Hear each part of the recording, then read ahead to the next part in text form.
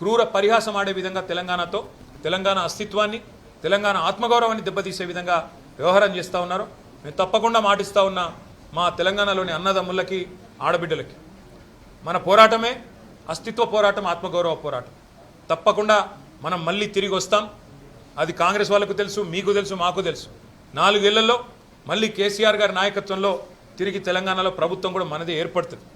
ఏర్పడ్డ తర్వాత వెంటనే తప్పకుండా రాజీవ్ గాంధీ గారి విగ్రహాన్ని అక్కడి నుంచి సకల మర్యాదలతో తొలగిస్తాం. అక్కడి నుంచి వారు కాంగ్రెస్ వారు ఎక్కడికి కోరుకుంటే అక్కడికి తరలిస్తాం. అక్కడ మాత్రం ఖచ్చితంగా తెలంగాణ తల్లి విగ్రహాన్ని పెడతాం. ఇవాళ కాంగ్రెస్ చేసిన ఈ దుందుడుకు, దుర్మార్గ కుసంస్కార పనికి నిరసనగా తప్పకుండా రేపటి రోజున అంతర్జాతీయ విమానాశ్రయం పేరు కూడా మారుస్తాం. ఒక తెలంగాణ ప్రముఖుడి పేరే పెడతాం. ఎందుకంటే ఇవాళ భారతదేశంలో ఏ నగరానికి పోయినా అక్కడి వాళ్ళ ప్రముఖుల పేర్లు ఉంటాయి.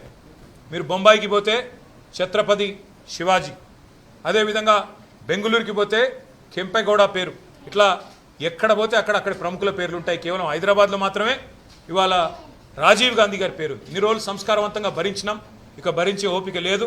ఈ కాంగ్రెస్ చేస్తున్న చిల్లర ప్రయత్నాలు, చిల్లర పనులు ఏవైతే ఉన్నాయో దీనికి ధీటుగా 4 ఏళ్ల తర్వాత సమాధానం చెప్తాము.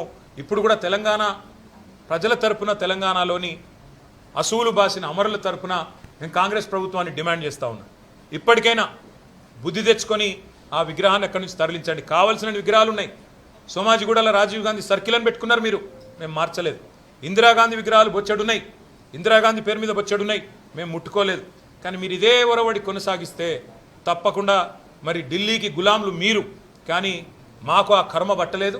తప్పకుండా మా తెలంగాణ పౌరుషంగల బిడ్డలుగా చెప్తా ఉన్నా 100% తెలంగాణ తల్లిని అక్కడే పెడతాం.